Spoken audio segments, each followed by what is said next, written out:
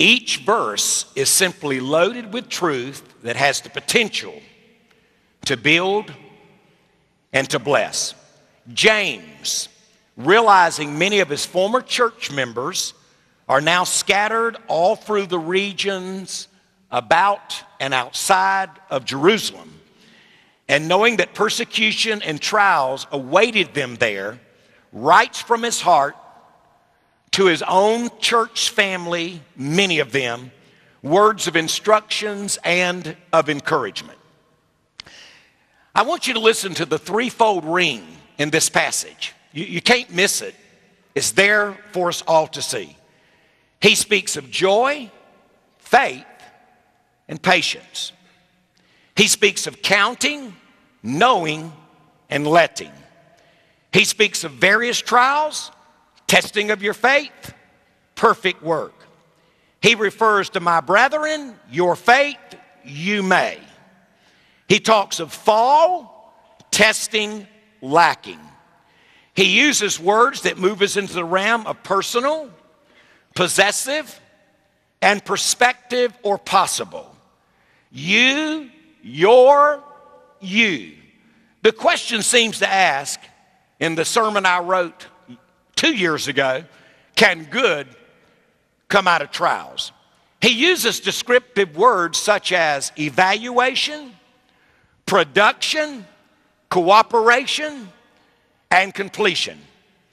He is reminding us of something that the Apostle Paul, after we showed the major contrast in the theological versus the practical application of the theological last week.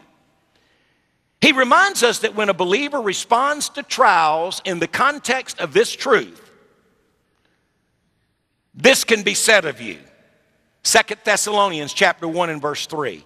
We are bound to give thanks always for you, brethren, as it is fitting, because your faith grows exceedingly, and the love of every one of you all abounds toward each other. Did you see that? Grows exceedingly, abounds toward each other, so that we ourselves boast of you among the churches of God. Why? Because of your patience and faith in the context of all of your persecution and tribulations that you endure. We all love the mountaintop, but we learn more if we respond right in the valley. This reminds us that in trials, your faith can be greatly enlarged. Also, you can experience the steadfastness of Christ. The Bible says in 2 Timothy 2:13 that though we are faithless, God is faithful.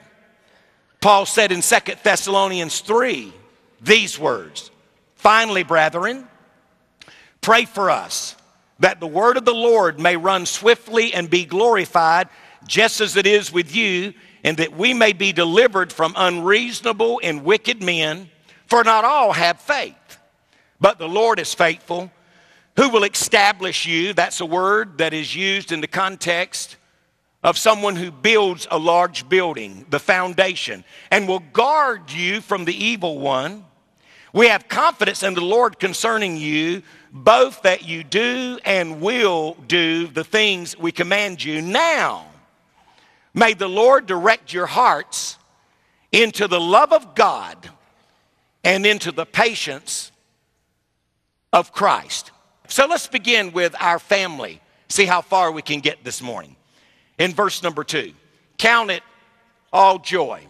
Now, and I'm going to give you a statement here that I believe is one of the keys to unlock this passage. There must be some hidden truth in here that our vernacular has not allowed us to understand. Count it all joy when I fall into various trials. The word count is translated consider. But let me tell you what the word literally means. Think forward. Count it all joy when you think forward. Normally when I'm going through something I don't like, I just don't like it.